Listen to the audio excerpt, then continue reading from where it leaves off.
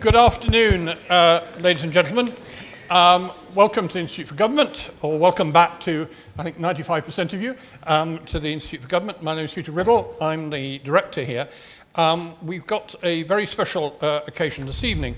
Some valedictory remarks from Bob Kerslake as head of the Civil Service. They're not valedictory remarks from him from Whitehall, because Bob will still be around at DCLG until next spring. When he retires from that role, well, I'm sure not from public life more generally. In fact, in the period when Bob has been head of the Civil Service, many of his most interesting remarks have actually been made sitting on this platform here. So I'm absolutely delighted he's making his reflections on reform here tonight. Bob's going to talk and make his speech. I will ask a number of questions, and then we can open it up.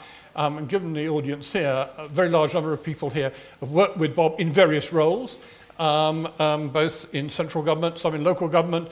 See a number of senior colleagues of Bob here, people who work with him ministerially and so on. So I think we can expect quite a lively session. And indeed, having read Bob's speech, I've got a whole list of questions I'm going to raise afterwards on interesting topics he raises, including, I think, I don't want to spoil Bob's thunder, but there's a very interesting cricketing metaphor he introduces, which I'll pursue with him later. But we're absolutely delighted to have you here tonight, Bob, and look forward to hearing what you have to say.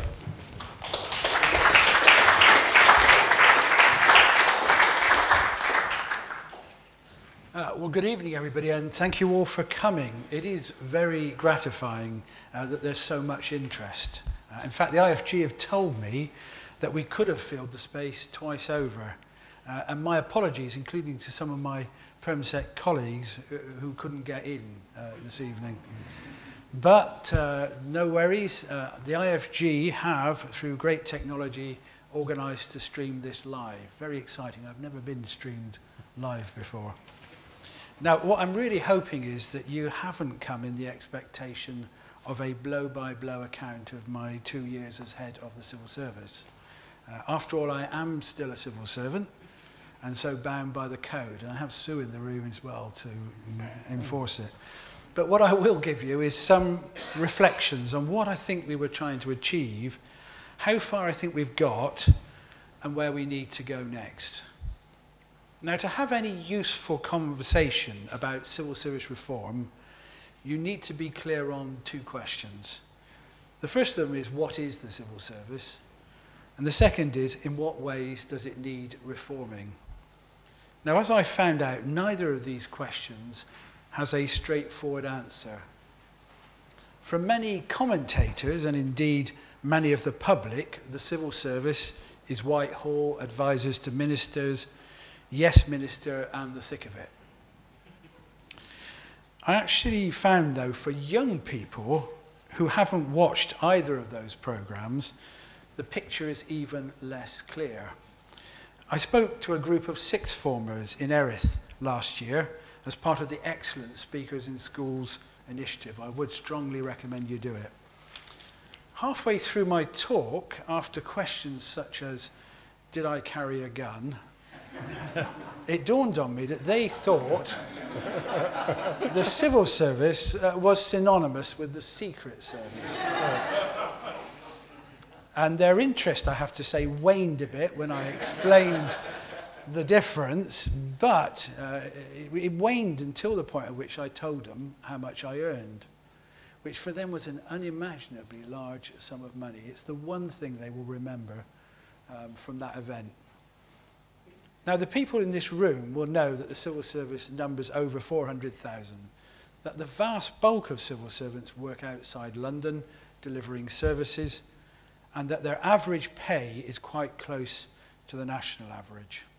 You'll also know that the civil service isn't a single organisation, but a group of organisations, government departments, arm's-length bodies, all of whom are separate legal employers. Indeed, if you ask staff who they work for, their first answer will almost always be the immediate organisation, prison service, job centre plus. So when I took on the job of head of the civil service, I asked myself the existential question of whether it was meaningful to talk about the civil service at all. Should we simply see the civil service as part of a wider public service encompassing health and local government? And yet I think the civil service is an institution that people recognise, however vaguely. But equally important, perhaps more so, when I went out and about in the country to talk to civil servants, it was clear that they understood and valued being part of the civil service. They identified very strongly with its values and saw benefits in belonging to it. Now, when we were producing the plan, the challenge was very considerable to produce a plan that both spoke to the interests of commentators and Whitehall, but also had relevance for all civil servants. In many ways, that was the biggest single challenge. But I think in the end, it was the right decision to make. This brings me to the second of my questions about the meaning of reform. Now, the use of the word reform now is so ubiquitous that it takes an effort of memory to think when this wasn't always the case. Its dictionary definition is to make changes in an institutional practice in order to improve it. Now, John Lanchester, in his recent book, How to Speak Money, has a slightly more jaundiced version. This is something of a weasel word. In its modern economic usage, it never, ever, not once, means hiring more people and giving your current workforce more generous pay and conditions. Instead, it usually means sacking people and making the ones who are in work do more for less. Now, I'm not going to have a vote here on which one of those you prefer. But it's interesting to note that when I took on the new role in January 2012, the Prime Minister and Deputy Prime Minister saw the case for change and improvement, but were definitely not interested in revolution. Indeed, it took some work to persuade ministers of the need for a reform plan. Big changes were already happening in departments, and the Cabinet Office's efficiency and reform programme was well established.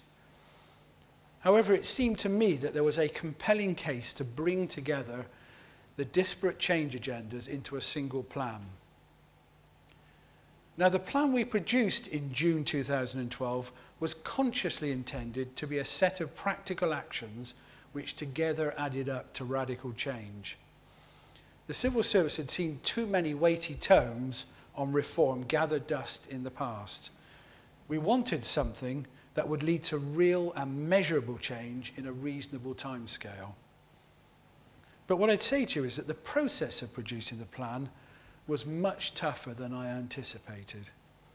It unleashed a wide range of conflicting views on how far reform should go, with some asking quite fundamental questions that went well beyond our, or indeed the PM's, ambition. It is perhaps a sign of my naivety, but I had never expected civil service reform to be so damn interesting to others. What we did manage, though, was to produce a plan with a clear set of practical actions that drew on the ideas of ministers, permanent secretaries, and civil servants themselves. Not all those actions were of equal weight, nor was it the last word on reform. But I do think the plan and the four themes I spoke about, actually in this building, of a more unified, open, skilled, and accountable civil service, have stood the test of time. If I have one regret, it is that we took forward the proposed changes to terms and conditions at the same time as the plan. In the event, these were a modest set of revisions that addressed areas where the civil service were clearly outliers. However, many civil servants saw it as evidence that our reforms were closer to the John Lanchester definition than the dictionary one. And it took a while and a lot of active communication before people saw the positive benefits of investing, for example, in learning and development. One of the most common questions I got was, why reform? If what we have is the best civil service in the world, why was a major reform programme needed? Now, at one level, the answer to that question is that all institutions, however good they are, have weaknesses that they need to address. Part of any good organisation should be a culture of continuous improvement. However, I think there are deeper and more compelling reasons on the need for change. And put simply, it is that the world is changing rapidly and we need to change with it. If we want to stay relevant and respected, we have to understand these changes and their implications for us. Ideally, we need to anticipate change and get ahead of it. I think it's worth saying a few words about these external drivers. The first and most obvious is the need to deliver economic growth and a more competitive economy. After the longest recession since these things have been measured, we are now seeing a return to growth. But the recovery so far has largely restored us to the pre-crash position. There are still big economic challenges in a global economy that remains pretty uncertain. Now, this, of course, is a big issue for the economic departments, like Martin's in Biz and Treasury. But I believe every department has a role in creating a pro-growth environment. And to do that requires a complete change of mindset on everything from regulation to procurement to investment decisions. And it's absolutely critical because without economic growth, we won't generate the resources needed to support good services and a better quality of life. The second, and I think equally obvious driver, is austerity. Now, I don't need to speak at length on this, particularly with this audience. But suffice it to say that under any government, we face up to a further 5 years of austerity in public sector spending. Now, if we think the first 5 years have been challenging, the second 5 years are going to likely to be proved even harder for 3 reasons. Firstly, the easier savings have already been made. Secondly, we are likely to be doing it against a background of a growing economy and greater competition for good staff. And thirdly, the sense of urgency that underpinned the first savings programme will be reduced. In reality, the task is not yet complete, but this will be hard to explain to those in the public sector, including our own staff, who are looking for some relief. The challenge in which I believe the civil service has excelled has been to deliver big programme savings at the same time as undergoing huge change and reduction itself. Achieving this has not just tested the resilience of the civil service, it's tested our leadership, our delivery capability, our contracting and technical skills. The third driver I would highlight is retaining public trust. Now, the civil service itself is in a good place on this, having seen public trust in it rise steadily over time. But the public's trust in our institutions more widely, Parliament, the BBC, the police, has fallen quite dramatically. Put simply, there is a growing gap between the governing and the governed. There are some who have argued that there is a problem with all big institutions, public and private, that people now think and act in a much more individualistic way. Big institutions are too hierarchical, lumbering and unresponsive to fully reflect how people now lead their lives. Now, this matters a great deal in a period where government are seeking to persuade people of the need for radical change. The responses to this, greater transparency, devolving power to the lowest practical level, flatter structures, better delivery, harnessing the power of new technology, even higher standards of conduct, are now well established. But we know that we pay a high price for getting it wrong. One high-profile failure outweighs 10 unheralded successes. Now, I've gone on at length about these drivers because I think they provide the enduring reasons for change and reform that go beyond current individuals and even governments. The civil service is not and never was broken. But if it wants to stay relevant and be the best it can, it must reform. Let me move on to the question, how far have we got? In short, I think that a great deal has been delivered that the civil service can take a lot of pride in. In the first year, progress was mixed, and the 1 year on report was honest enough to admit this. However, the 2 years on report, which is due to be published shortly, points to accelerated progress and real change happening on the ground. There isn't time now to do justice to all the achievements, so let me focus on just 4. Skills. For the first time, we have a government-wide capabilities plan with a clear set of priorities for strengthening our skills. Nearly 2/3 of civil servants did the self-assessment to assess their own skills gaps. Investment in training in the priority areas, commercial, program management, digital and leading change has gone up 5-fold. The Major Projects Authority and the Major Projects Leadership Academy have had a real impact on the ability of government to manage big projects. Recruitment hubs have been set up for digital and commercial areas that have brought in over 100 staff with vital skills and talents from the private sector. 100 fast-track apprenticeships, a story very dear to my heart, have joined the civil service since September 2013. They commenced their level 4 apprenticeship qualification in January of this year.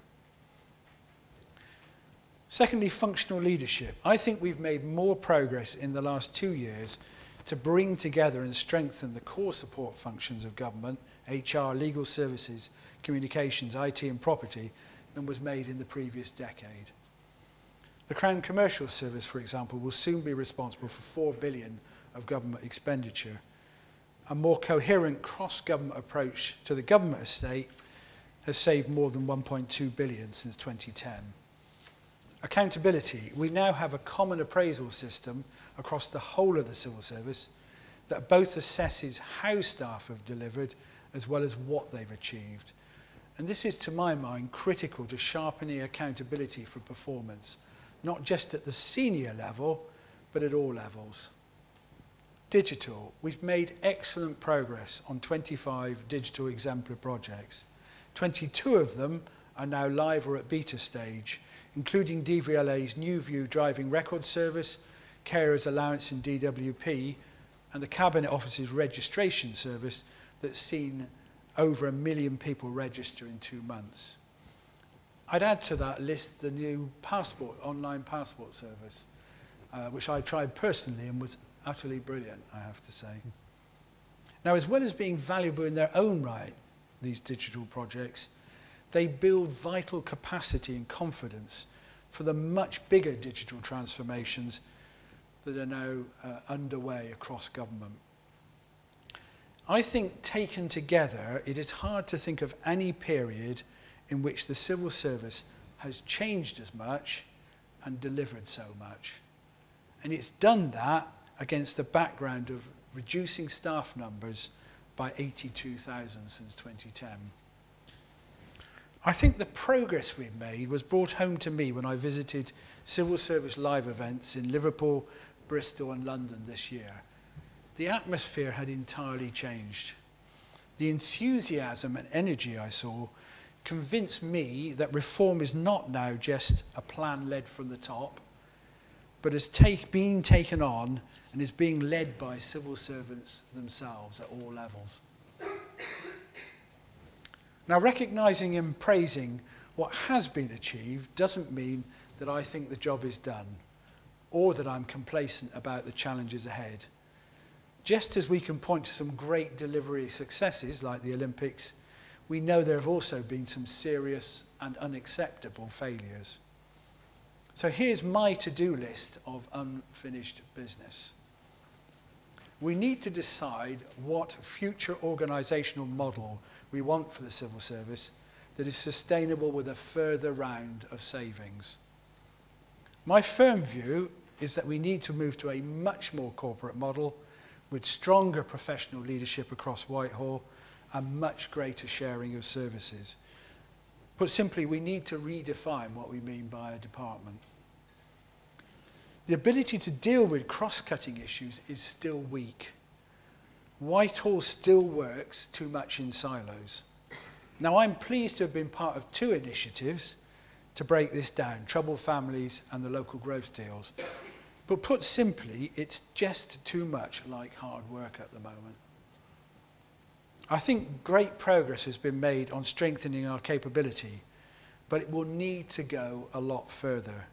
And part of this is how we attract, develop and retain key skills that are highly marketable. And part of that conversation has to be pay. We still also have some way to go to get to a point where senior leaders with operational and professional backgrounds feel equally valued to those with policy backgrounds. I'm absolutely delighted that we now have the diversity plan and it's been published, and I'd like to thank Simon Fraser for his work on it.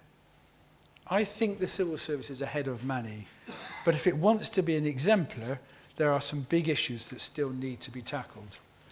We need in particular to tackle the macho culture that too many women experience. And we need to increase the number of BME staff at senior level, which has flatlined in recent years. The story on diversity is still too variable across departments. Some are brilliant, some are terrible, and there needs to be a more consistent performance there. Central government needs to do less and devolve more. There is still a working assumption that Whitehall knows best. Now, I'm not starry-eyed that everything done in local government is done well. There have been some serious failures there as well, such as Rotherham. But the sucking up of power crowds out the space for ministers and civil servants to focus on the things that only they can do. And finally, the original reform plan was rightly criticised for being light on the future vision of the civil service. And I'm pleased it was picked up in the 1 year on report. The debate on this, though, needs to surface and honestly discuss the radically differing views on what the future civil service should look like. At the moment, this debate is happening more by proxy. Now, I didn't think I could conclude this speech without addressing some of the questions that have been raised about my job. So here goes. Was it impossible? It was certainly at times very demanding. I have to say, though, that the biggest pressure didn't come from managing the workload, but managing the relationships. Did the split after Gus left make sense? I think at the time it did. The challenge for the Cabinet Secretary in supporting a new coalition government was considerable. At the same time, there was a big task in leading civil service reform. But I personally never expected the arrangement to last forever. Did I and Jeremy fall out? The short answer to that is no. We had a positive working relationship, and I have the very greatest of respect for Jeremy's abilities. Final question. If it was all so hunky-dory, why did I do that tweet following my back operation? And my answer to that is, well, even permanent secretaries are allowed to have a sense of humour. Two things I will miss about the job. The enthusiasm and commitment of the civil servants I met on my 70 visits across the country. They really believe in what they do, and they think constantly about how to do it better. Second thing, the teams in the Cabinet Office and DCLG who gave me such excellent support. Two things I won't miss. The noise is off. I've said enough about this already. Suffice it to say that in my view it has been the most damaging thing to civil service morale. My second thing I won't miss, having lines to take, something I'd never heard of until I came into government. I quickly learnt that the secret to success at Select Committee was to be more like boycott than both them. But it doesn't make for an enjoyable experience for anyone. To succeed in the future, the civil service has to do well at the big things and the small things. It's a cliche to say we live in momentous times, but it's hard to think since the Second World War when the challenges have been greater. Securing economic growth, further reducing the deficit, protecting us from international terrorism, handling the repercussions from the Scotland referendum, preparing for a possible referendum on our future membership of the European Union. Supporting the current and next government on each of these issues will be a major challenge in itself. At the same time, we have to constantly remember that what we do and the services we deliver have a profound effect on ordinary people's lives. Our legitimacy, their trust in us, depends as much on how we handle the things that affect them personally as how we deal with the big issues of state. I stand down from the head of the civil service job feeling very positive about what has been achieved in the last 2 years and optimistic about the civil service of the future. With the right mix of support and challenge, it can and will achieve great things. Thank you.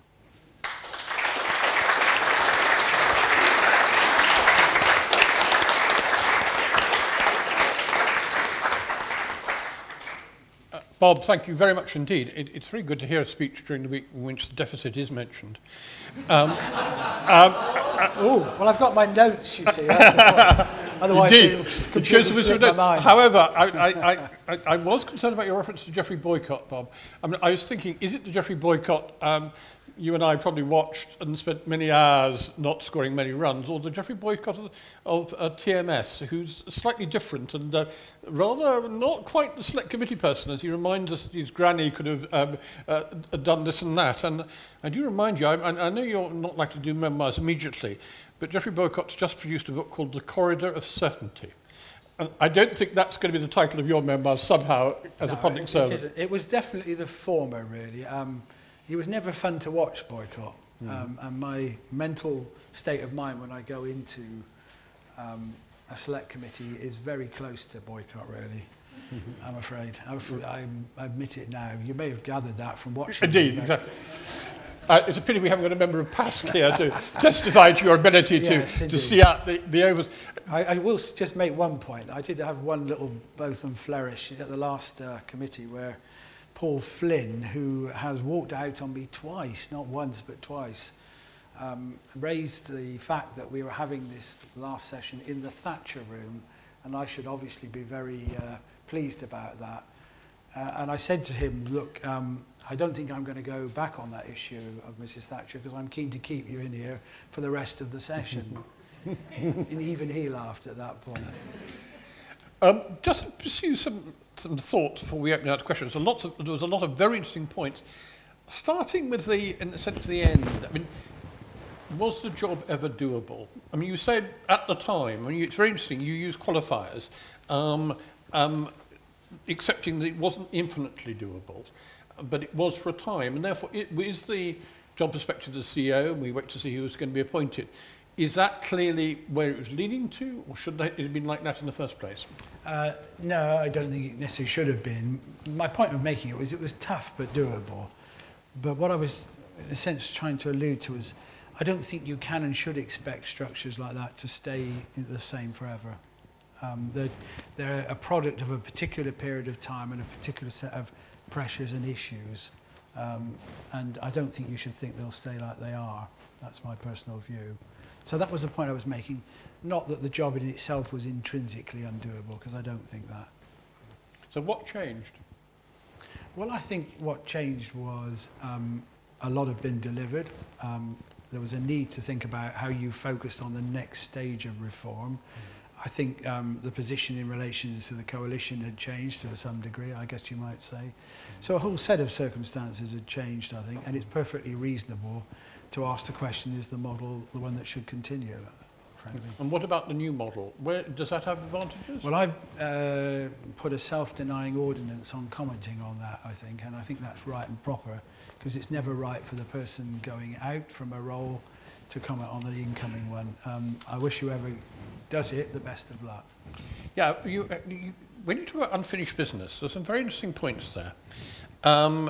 We need to decide what the future organisational model of civil service is that will be sustainable.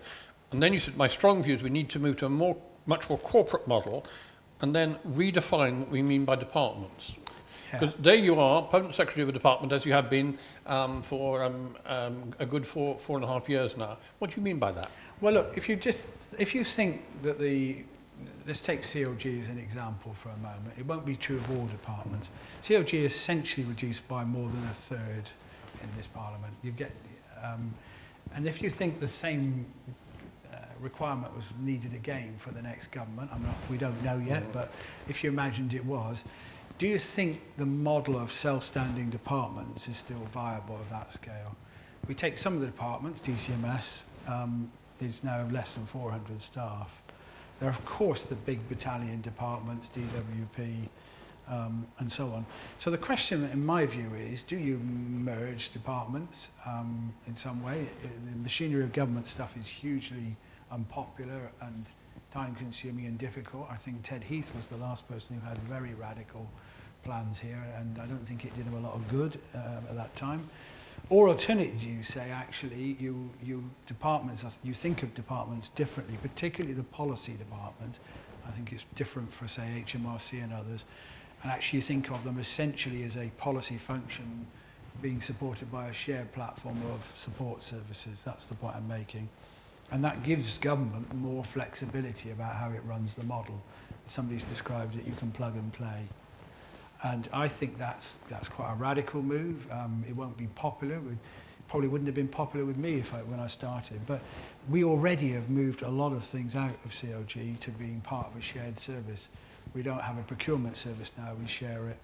We don't have a legal service of our own, it's now a common government legal service. I've no doubt that these models are more efficient and more able to retain the kind of high caliber staff we need. But they need very clear models of delivery and accountability, because you're having to, in a sense, rely on somebody else to deliver these things that are critical to your job. I mean, because that leads on to the kind of Scottish model. I mean, there are various models which do have, you've been to Scotland, your predecessor took forward what John Elvidge started in Scotland of a kind of unified model. Right, it's on a much smaller scale. It still, after last Thursday, excludes large areas of government, but it still covers quite a bit. And also it covers the point you touched on also of cross-cutting. Yeah, it does. I think actually, although it is small, of course, compared to us, they have advanced on two areas that the UK government hasn't advanced as much, both in the combining of support functions across departments and in the move towards cross-cutting outcomes that they're charged to deliver. Neither of these issues are easy to deliver, but they have made more progress, I think. And actually, I think large parts of local government have made more progress on this agenda as well. So you'd see, I mean, clearly it does seem to be, you identify quite a big potential here for central government to go down that road. I think certainly on support services, I think on joining up on policy issues, part of the challenge is that the issues we deal with, like troubled families, like promoting growth, don't fit neatly into departments. And yet, having led two initiatives across government, it's very, very hard work, if I'm blunt about it. The mechanisms to deliver these things are clunky and uncertain, if you see what I mean. And I think increasingly, if we want to deal with cross-cutting issues, underpinned by kind of proper understandings of what we're trying to achieve, you have to have much more fluid models of delivering cross-government issues. Now, you also talked about radically different views of what the civil service should look like. But at present, this is a proxy debate. I was slightly puzzled by that. It was a bit Delphic, wasn't it, really? But, what I was trying to allude to be blunt, let's kind of be blunt about it. There are views abroad. I'm not going to say who has these views because it's not helpful, that say actually maybe the model of a permanent civil service, impartial civil service, is the wrong one, and we should move to something nearer the US model. That is abroad as an issue. It's also abroad as an issue about whether or not the civil service should be remotely of the current scale that it is. Now, what I'm saying is, I happen to personally believe in the current model, passionately about the civil service. But if this debate's out there, let's have it as an open debate rather than on, in some sense, is it happening by proxy on individual issues? Now, one thing, I mean, looking at your own experience, I mean, the one distinctive thing you brought to the top table as also is operational experience and experience of local government. I mean, there are a few of your colleagues who had local government experience, but it's still a minority. And what's the differences of qualities of leadership required? I mean, given you talk about, you talk with pride of your many 70 visits around the country as head of the civil service, part obviously from what you did at DCLG, is how does that enable you to lead the civil service, that kind of operational hands-on as opposed to more policy-making experience? That's a difficult question to answer, but I think I would probably hope for there to be two bits of that answer, really. One is that you have and take responsibility for leading and organising change within big organisations. That because local government has gone through, in the case of in my case in Sheffield, such huge upheaval, that's just something you've done. You have to have done it. It was a part of the deal, if you like, and that hasn't been the case for all civil servants. They've had to learn that ability to lead and manage change well, and we know from our staff surveys that there's still some way to go on that. I think it's more part of the web and weft of how things are done in local government, because they've had to, I think, in part.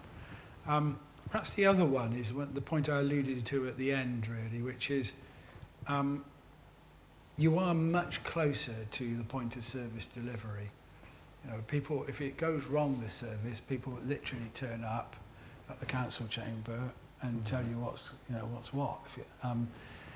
The civil service delivers still a lot of services that matter a lot to people. Let's take welfare, for example. But are we as close to understanding the impact of what we do? I just leave that question hanging in the air.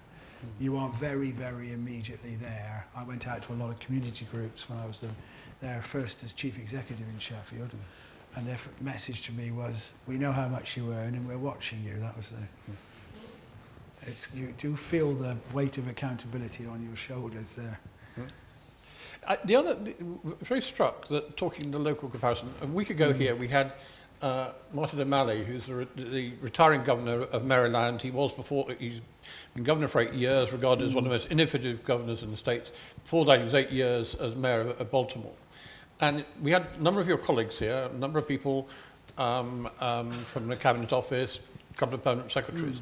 And what was interesting was the contrast between what he was able to do at a city and state level, and was able to innovate quite a lot. And the difficulty sometimes of innovating at the centre. I mean, admittedly, the US system is very rigid compared with ours. There's all the stalemate between Congress and the executive branch, and there are inbuilt institutional rigidities. But then the source of innovation and freshness at a city and state level. And I just was wondering the parallels here. I think there are parallels. I think there's a lot of debate about the role of cities and whether they should have much greater transfer of powers. And I alluded to that in my speech. I suppose one of the things that struck me forcibly when I came into central government was how many small things ended up on your desk. And you were dealing with things that you, truthfully, I call it the kind of fallacy of power. You actually thought you were doing, well, ministers might have even sometimes thought they were dealing with things on the ground, making a difference. Well, miles away from our ability to really understand and control and influence these issues. And if we could, I think if we're in a world where we've got a shrinking civil service, where the challenges, as I said earlier, aren't getting any smaller, the big challenges aren't, you have to ask the question, how do you stop that happening? How do you devolve power and let cities make decisions and let them make mistakes, and trust that they will do a better job of some of these issues than we've done. Right, and even allowing for your ex-neighbour in Yorkshire, Rotherham. Of course, things go wrong at local government level, and they, you might say that they've lost the leader, the deputy leader, the chief executive, the director of children's services, the police and crime commissioner eventually. The accountability was quite sharp eventually in Rotherham, let's put it that way. Eventually. Yeah. No, I'm not defending him. God knows what happened there at all. My point is that things will go wrong in local government. If our natural instinct is to say something's gone wrong, so we should do it, that's the wrong instinct. Just a couple of final ones before opening it up. One is on the interesting point you made at the beginning about the difference between civil service and public service. Yeah. And I think, because as you say, the image is of the very few thousand, within a mile or two of here, rather than the, albeit 80,000 less, but the hundreds of thousands around the country. And the difficulty of getting that identification when you've also got large other parts of public service, noticeably local government and the health service. Yeah, well, I mean, if you get on the ground, if you, again, just take Sheffield as an example, the kind of nature of the job that they're doing in DWP sometimes is not a lot different. In fact, very not different from the job you might be doing on housing benefits in a local authority. Of course, they're all part of the public sector. So that does lead you down a question of, are we all just public sector workers? The truth is people need more identity than that. And actually, when you talk to civil servants, they do see themselves as part of the civil service. They take something from that, whether you see it as a brand or an institution, and it's worth hanging on to because it is a powerful thing and it is a powerful driver of change. Sorry, there was just one last point there. The downside of it, if we're not careful, is how do we reconfigure and transform services at a local level? And that is, part and parcel of health and care is the most obvious one, but there are a lot of others. To make those work, you need to have the interplay of people who are civil servants, health workers, local government, interchangeably tackling the problem that they share. And the institutions can get in the way of that, actually. So they both have real benefits and can potentially create local barriers to change. Now, implicit in your speech was kind of two things which I want to ask now. Opening up. One is, what was the single success you had and the single failure as head of the civil service? God. Well, I think actually there was a success in creating a reform plan in quite kind of difficult circumstances. It wasn't easy. A lot of competing views. That wasn't me alone, of course. Ministers and others are all part of that. But I do think actually fashioning a plan that had some real tangible things that moved on, particularly the work around capabilities. And it's a very dry subject, but actually it's so vital to the future of the civil service because people will forgive the civil service for anything but not being capable at the things it should be. So I think that is a real success. The thing I kind of regret is that we weren't able to move quicker on the issue of diversity on the plan. It took too long. You mentioned ministers. Did you get that right?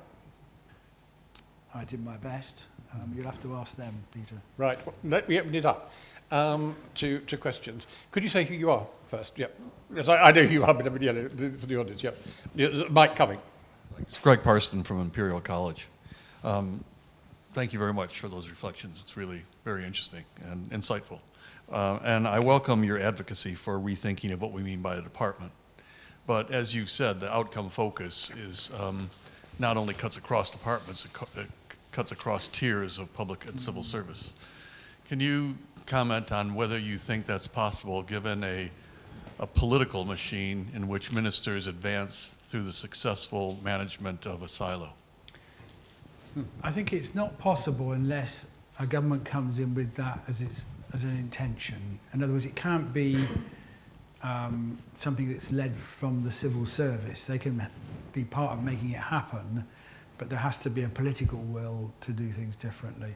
That's my strong view. And if you look at places where there has been a change, I think actually the Scottish Government, New Zealand and one or two other places, it's come from a very powerful driver from the top. It signalled a new behaviour, if you like, and a new way of doing things, from the government itself and probably from the Prime Minister. Right. Yeah. Just yeah. Martin. Yes. Bob, I think all of us who've worked with you would recognise very much what you said about the the positive and close working relationship between you and Jeremy and how well you both made that work. My question was to pick up a point you made about how one high-profile failure can outweigh 10 successes, and I think we'd all recognize that. But how do we get better at communicating those successes in order to try and rebalance that a bit, which is so important for your wider competence point, which I strongly agree with? Yeah, it is difficult. We've tried many ways of doing it. I think the most important and most effective way I've ever found is not us doing it, actually. It's letting people on the ground who deliver the change champion it, and actually letting the people who've been the beneficiaries of the change champion successes, if you like. You know, let's take the example I quoted then of the online passport service. You know, the more people come in and who've done it and say that's a really fantastic service and are encouraged to signal that in one way or another through online or other, that's the way you can champion success. You're never going to get people to believe it if you say it from the top, you know. That's the reality of it. But the other side of it, to be honest, is you have to stop things going wrong. It sounds an impossible thing, but actually people say, you know, the private sector, one of the great myths is that the private sector get it more right. They don't, actually. The academics will tell you very clearly that the rate of failure of big projects in the private sector is as high. Actually, that's what they'll tell you. If you go to Oxford, Science School of Oxford, they will say that. The truth is, though, that the tolerance level is lower for us. Mm-hmm. We can't afford, if something goes wrong in the private sector, I can remember a company set up a whole set of garages across the country. It was closed within 6 months. The only time you ever know about something like that is if there's a legal dispute to claim the money back from the contractor or something. It's not visible, but for us it is. So it has to be two things. It has to be ground level communication of success, and basically a system that is so strong that we just don't see too many high profile failures, I'm afraid. That's what I've thought. Might say it's impossible, that's my view. Of course, one thing is these competitive suppliers. If a private sector firm goes under, often there are other suppliers, and in the state it's a monopoly supplier often.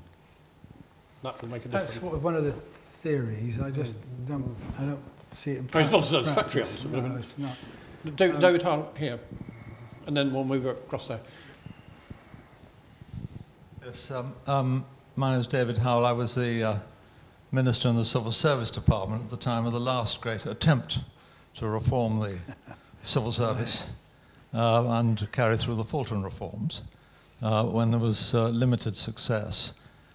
I think we have to accept, and I'm sure you do, that really the organization of central authority and legitimacy is now infinitely more difficult, infinitely more than it was 40 or even 20 years ago because of the rise of the internet and the fragmentation of all the huge centrifugal forces that are at work, fragmenting authority and rivaling the monopoly knowledge of central government with the monopoly knowledge of everyone else on the blogs and the information system. So I see there's a huge new degree of challenges that you're having to face in being able to deliver the basic job, not so much fulfill new and radical proposals, but merely maintain the necessary organizational authority to carry out ministerial wishes of some kind, or indeed sustain the situation and prevent it fragmenting. And my question really is, how are you going to face this constant and continuing enormous centrifugal pattern of forces? Everyone's now talking about the devolution of powers, but wouldn't it be much simpler just to say, look, we don't want to get into a vast constitutional devolution of power story. Let's look at local government from which you come. Note that as a result of change of the community to the council tax, or whatever it's called now, the change on from the old rate system, central government now provides between 64 and 75% of local government revenues through the grant formula, together with a mass of regulations and details about what local government should spend and do. I know the bulk of it's education, but there's a huge amount of control as well. Isn't that the place to start with administrative reform if you really want to start unloading all kinds of detailed powers that are falling on civil service today and enabling you to do the job better, rather than having to try all the time to impose detailed regulations, control revenues locally, and generally involve yourselves at far too low a level in the organisation of a much more fragmented society? Thanks, Dave. Yeah, well, short answer is I agree with your first point. It is much harder, and the changes that have gone on in authority structures and communications and so on. And that was really the point I was alluding to about some argue that the kind of days of the big institution are dead, actually, that it's, you know, in one sense, I'm not saying this is my view, but there is a view out there, and that actually young attitudes to big organisations and indeed to the role of the state have changed. So some of the work that's been done on different generations show younger generations less, if you like, less confident about the ability of the state to meet their needs or even wanting it to. So there are big shifts going on here. Some of them you can handle by the things I talked about, actually, harnessing the power of digital ourselves in the way we deliver, developing flatter, more fluid and hierarchical structures. But I agree with you, actually, devolution of power to local government or to combined authorities is part of the deal. And that's why I talked about the government needing to do less and devolve more. I absolutely buy it. There has been some movement, actually, in reducing of ring fencing, reducing of targetry. Those things have happened. There has been localising of business rates, but we still live in a pretty centralised country. We know this. Yeah. Nick?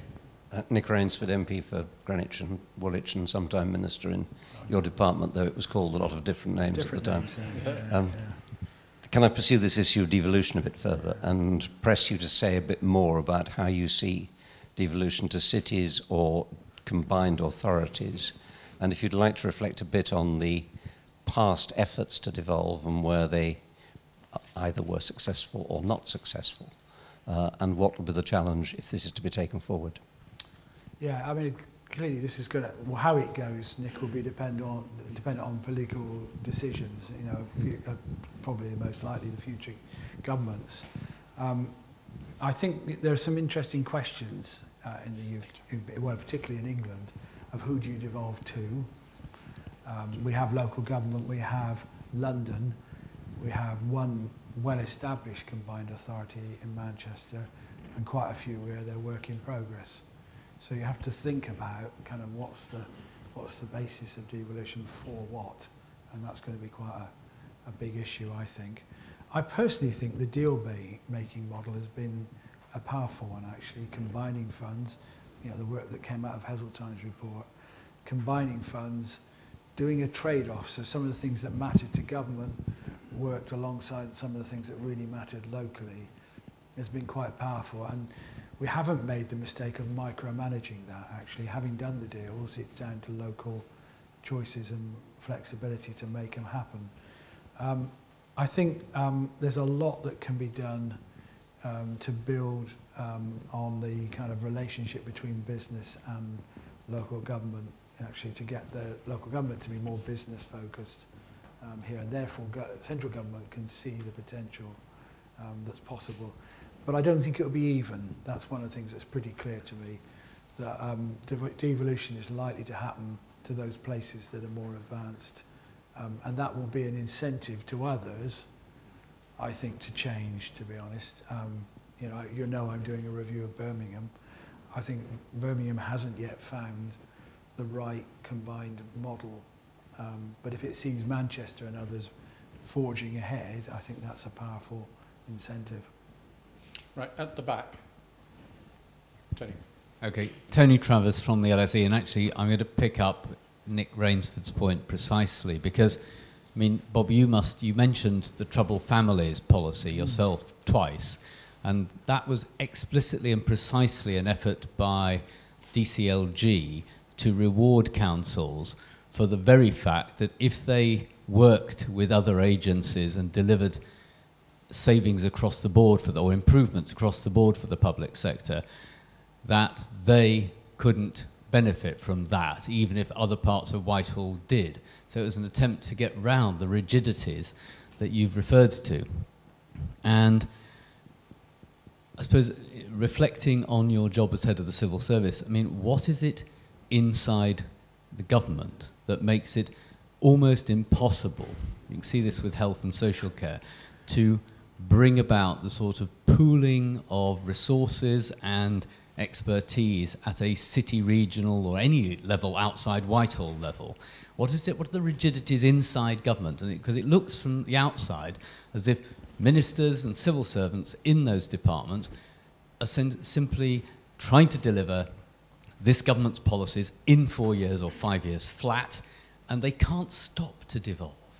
They can't give power because it would disturb their education policies or their health policies or their work and pension policies.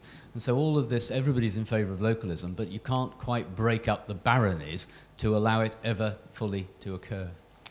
Well, I'm not quite at that council of despair, because I think we did make material progress on troubled families and actually on the local growth deals.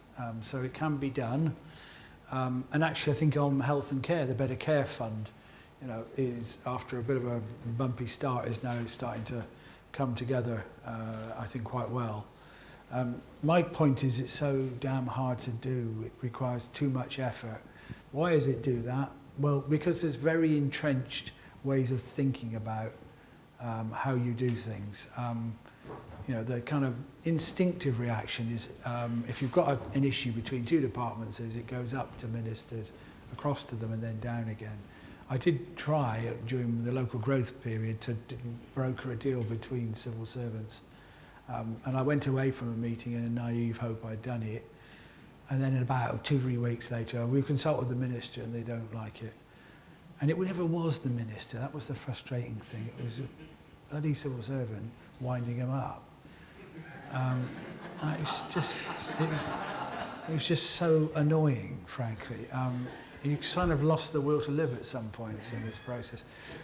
So it is a real problem, and I come to the conclusion that it will only change if the government who in power, whichever one it is, signals we want to change, that we will not reward this behaviour. In fact, we actually will positively frown on it. And there is a parallel, much smaller in Sheffield, that when I set up the management team in Sheffield, one of the rules was it was a failure if 2 of my team came to me and said we can't agree on something. That was a failure on their part because they should have been able to. It's a kind of way of doing business in government. Do you see what I mean? It's a cultural shift that will only change with absolutely powerful signals from government, from the top of government. Right, I've got 5 names I've seen. Gosh. All will get a chance if they ask very brief questions. Over there, Greg. Then we'll move forward here, then the 2 here. Greg Rosen from Reform. You mentioned the importance of capability, and you know, obviously, the civil service capability reviews, the people surveys highlighted that in some departments there's extreme concern about the quality of senior management and leadership in those departments, with some departments as low as 20% confidence. From the work we've done, a clear problem is the level of churn, the level of the frequency with which people are moved from job to job, which means far too often still people don't have sufficient knowledge and expertise to give the leadership okay, Greg, that they need. Got your point. What would you want to do about that? Okay, and we'll take another 2 here. Hello, Jonathan. It relates to that. So let's take something that we all can agree was a major cock-up in the last 4 years, universal credit, and one which some ministers at least ascribe to the lack of capability of civil servants, as the previous speaker said. What in what you've done and what you would hope to see over the next few years will ensure that that sort of thing doesn't happen again? And Matt in the front. Matt Ross, Civil Service World. Ministers appeared to complain, albeit mostly anonymously, that the pace of reform was too slow. Is there anything that you could have done to hasten reform? Right, three very interesting points there. Churn, capability relation to universal credit, and pace of reform. Yeah, I think the truth on churn is that there are some bits where that there is too much churn. We should be honest about that. And the biggest problem is actually around ensuring you have continuity on the delivery of big projects. That when someone takes it on, they know they're going to see it through. And the problem we've had is basically they don't get promotion unless they move on. So what do? They move on. And that creates a kind of culture of unaccountability, basically. One of the first projects, I'll name another project that went badly wrong, was the fire control project. Bob is here, he will know about this, where we got David Proud, gosh, the man who negotiated the ending of this contract, which lost, give or take a bit, $500 million. I'm 6'6" when I started. Yeah. I mean, it was. There's no way of dressing it up. It was a massive loss of public money, and we started all over again. We're still trying to sell off the old control centres. If anybody wants to buy one, they're still foregoing cheap. But when I came to kind of go in front of the PAC on this, you know, there were at least 5 people somewhere along the line had kind of run that project, and it was a major problem. So we have to have a model that incentivises people to stay with projects and stay accountable. And I think we've done some of the work needed on that. I think John Manzoni is already doing some good things, but we're not there yet, if I'm honest with you. I think that's one bit of it. I actually think the commercial capability I talked about, we've made progress, but we need to make more. I was genuinely shocked with G4S and Circa and what we learned about our ability to manage those contracts, you know. Of course, the time responsibility lay with the companies and what they did, but the systems inside government were simply too weak and allowed it to go on for too long. And again, it was about churn and capacity. So, you know, we've got to be honest and say, you're right, we're not good enough yet on that, in my view. The second question was about... Universal credit capability. Oh, God, yes. Well, I have had quite a bit of involvement in universal credit one way or another. I actually think that universal credit was a combination of 2 things, actually. I think it was about capability and project management and experience of handling a project of that size. There was a particular program management methodology used, which I personally think struggled with the scale and complexity of that project. And so there are quite a lot of lessons to learn about that, actually, which... So the basic technical capability, I think, was one of the issues there. We shouldn't duck that. Second issue was the timetable was too tight. It was undeliverable, and that should have been said at the beginning. And people often say to me that civil services sort of, you know, you kind of see the programs about civil servants trying to, in a sense, being the real power and not really trying to... It's completely wrong, actually, especially at the beginning of a new government in the what I call how high phase. It would be better if you had the rows earlier. I say you can either have pain now or pain later, and the pain later is always a lot worse.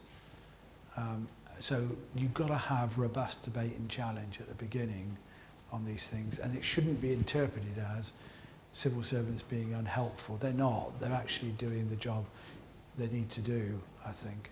And the third thing, I think, is, and I don't know that this is a culture in every bit of government, but it certainly was in DWP, was the culture of good news, that it's not permitted to say something's going wrong. That we just don't, things don't go wrong. We're good, so they don't go wrong. Ergo, things are all right. Actually, the best organisations are paranoid. In their best period, Tesco's did well because they were paranoid about the opposition and the potential that they might go wrong. I think all organisations should have that openness to acknowledge and be very tough about what really is and isn't working. The people at the top have rose-tinted specs. They always do. It's a part of the job, goes with the territory. And unless you're prepared to embrace people saying, really, this is really in a bad place. And I can think of points when I've done big projects where it was incredibly unwelcome news that where we were on that project. But it saved me, it saved my career, actually, at the point that they told me. And that's a big problem still, I think, in government. Too much deference. It's not something they go big on in Sheffield, actually. But there's too much of it in the civil service, frankly. Give me an honest argument and debate any time. The pace of reform? Pace of reform, well, the truth is, I said earlier, we lost time in the first year. The reason for that, I think, predominantly was that the team who prepared the plan, I mentioned how demanding producing the plan was, were absolutely exhausted. So the whole team virtually was replaced. And that lost us time getting the right people in place. And I think that lost us time on the plan.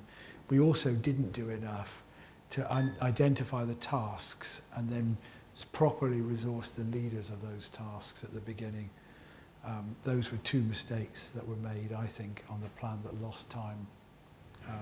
So I think some of the criticism of pace was justified in that first year, and I was as frustrated as they were, as ministers were, on that. I don't believe, by the way, that there's a kind of intrinsic resistance to change in the civil service. I never experienced that. I thought the appetite for change was often very strong in the civil service. Right, two final brief ones. Tom McNally, then Werner Bogner. Tom McNally, the only time you used the word passion in your speech was about the political neutrality and selection on merit of the civil service. How much do you think those principles are under real threat? And for those of us who believe in them, how do we defend them? Right, and if you pass back to Vernon there. Great, thanks, Tom. I'm Vernon Bogdanor, King's College London. I imagine when the head of the Home Civil Service was also the Cabinet Secretary, he saw the Prime Minister on civil service matters fairly frequently. How often did you see the Prime Minister? And can I also ask you, when, if ever, can it be right to name and blame a civil servant publicly if something goes wrong, like West Coast Rail franchise, leaving aside for the moment the question of whether officials were to blame, but can it ever be justified? And if justified publicly to blame officials, can it ever be justified to praise named officials? That would be nice. Two very interesting questions to end on. John's question, I hope, maybe I only used it explicitly on the independence, but you hope you gather that I'm pretty passionate about almost everything that I do, really. I think, but I am particularly passionate on that. Do I think it's at risk? Well, I think it's at risk unless there's a proper debate about it. What I think we see is skirmishes, rather than the full conversation, in truth. And that's what I think is the problem. So we kind of nibble at the edges of this issue rather than assert the importance of it. We do have an act that underpins that position of the civil service. But I think it's one of those things that that requires a debate and a reaffirmation of where government stands, if I'm frank. That's how it feels to me, I think. Otherwise, we'll sort of risk honouring it in the breach along the way, I think. The second question was Vernon's, a very tricky question. The honest answer to the first point is I did see the Prime Minister. When he needed to see me, he would. It wasn't anywhere near as frequently as Jeremy would see him. But at the point where we needed to have a conversation, we could have it. I'm realistic. You can't expect a Prime Minister with the scale of challenge that they face to think that civil service is going to be kind of top on their agenda. They are formally the Minister for the Civil Service, but that's not going to be the reality of it. You have to work through other mechanisms to get change done. But at the points where he needed to know about things, where we needed his view, we got them. And part of the strength of our close working together was that actually that was a way in which we together ensured that the right issues got the right attention, I think. And naming and praising? I conveniently, I'm getting like Ed Miliband now, aren't I? Yes, well, look, I think the deal, the traditional deal, as you know, Vernon, has been, in a sense, you work as a kind of partnership, minister and civil servant. The civil servant does their very best on behalf of the minister, and the kind of unwritten rules in the past have been, if it goes wrong, you're in it together and nobody gets named. That's kind of, and if there was an issue of performance, it was sorted out under the counter. And the trade-off there was, you know, trusted advisor, willing to take sometimes pretty big risks in return for not getting into a naming and shaming. And I think that model goes so far, but doesn't get all the way there, if I'm honest with you. I think when failures are, let's name it West Coast Main Line, when the technical failure is as big as it is in those situations, then I think there has to be some accountability. I don't think you can just live with a quiet reshuffling under the counter. And I don't think people, going back to my point about how much people trust us, I don't think they trust us if we did things that way. So I think there has to be some visible accountability. And I've said to others, you know, being in front of the select committee is a walk in the park compared to being in front of a group of members of a local authority scrutiny. They really go for the jugular. I don't say that's a good thing, but I think we just have to get used to more visibility, more accountability, and if it is palpably a failure on the part of the civil service, we have to take responsibility for it, I think. On occasions that'll be in public. That's entirely different from sledging civil servants anonymously, which I think is completely unacceptable and does immense damage. Bob, thank you very much indeed. It's been absolutely fascinating. I hope not too fascinating. Well, I was going to say, I was going to say, Bob, I think you're moving into the second boycott phase. I mean, the more candid, franker boycott phase than the careful, straight bat phase. You know, you're moving into that phase. For raising lots of ideas about the structure of Whitehall, central, local relations, innovations at a local level. Is the current structure, how is it going to change? Responsibility is just in your last answer, actually reflecting what it's like on the ground. And that, I think, has come through very clearly, the dilemmas you actually face as head of the civil service and as a permanent secretary and official. And for that, I'd like to thank you very much indeed, apart from the audience, and also to wish you best wishes in your remaining months in the civil service and what follows on that. So thank you very much indeed. Thank you, Peter. Thank you.